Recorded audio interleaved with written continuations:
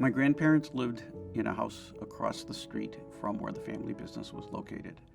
And we lived down the street across from them. When we were kids, we were able to just walk over and spend time with my grandmother because my grandfather had already passed away. And there were things about the house that I remember that are kind of weird. I mean, it was it just seemed dark inside. But she had a sun porch in the front of the house, and we would play bunco there. And I don't even remember what bunco was. I just know there was dice, and we won all the time. I don't understand why we were so good at that game. There was a basement. We would go down in the basement, and there was just all kinds of stuff in there that we just didn't even know what it was. It was kind of like the storehouse at the end of the Raiders of the Lost Ark, just all kinds of stuff that was there. But up in the front, there were rows of wine bottles and root beer bottles. The wine bottles were empty, but the root beer bottles weren't. And we were always fascinated by, how do you do that? How do you get the wine, the rainbow in, the root beer in there, and the caps back on?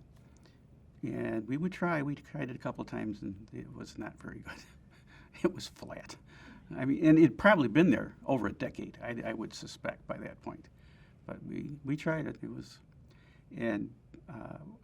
She was a really neat person. We liked her. We'd go over there for dinner in the evening sometimes.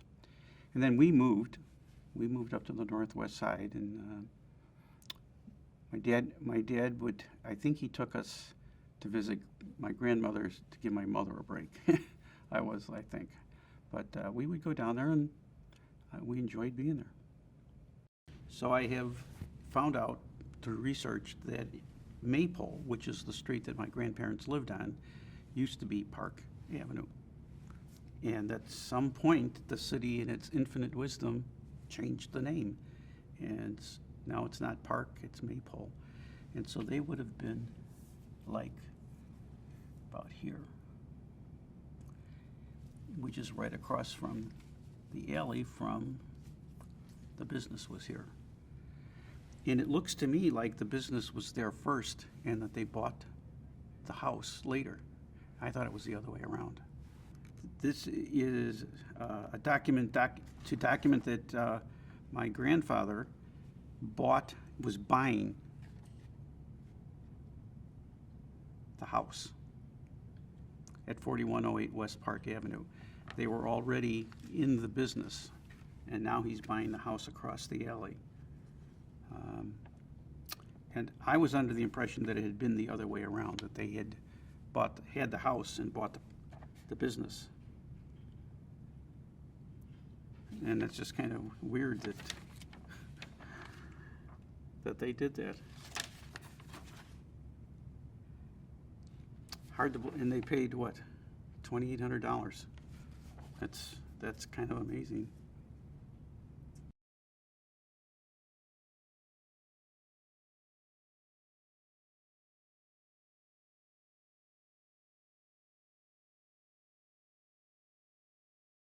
So this is the front of the building. This was Lake Street, and the business was at 4109 West Lake Street. And over here is Karloff, and that was 4100. So the family company, this was a service where we kept the trucks in the garages and so on. And this was office and so on up here, and there were more trucks back here. And they grew up, it says the alley right here, and their yard backed up right here. It was a small house. There wasn't much to it. You know, cool thing about the west side back then is that Washington Boulevard, so there was Lake Street, Maypole, West End, and then Washington Boulevard. And from the city out, Washington Boulevard were all these beautiful brownstones, beautiful structures on the outside. And they were mostly all 2- and 3-story with balconies out the front. And it was a lot of big money people living in those homes. A lot of doctors, a lot of political people. It was very interesting. Any politician or anybody of any significance, they'd die and they'd have their masses downtown, and they would all come out Washington Boulevard to go out to the cemeteries in the western suburbs. And as we were kids, our moms, somebody would die, you know, a bishop or a movie star or somebody from Chicago, and we'd all go over to Washington Boulevard and watch the funerals go by.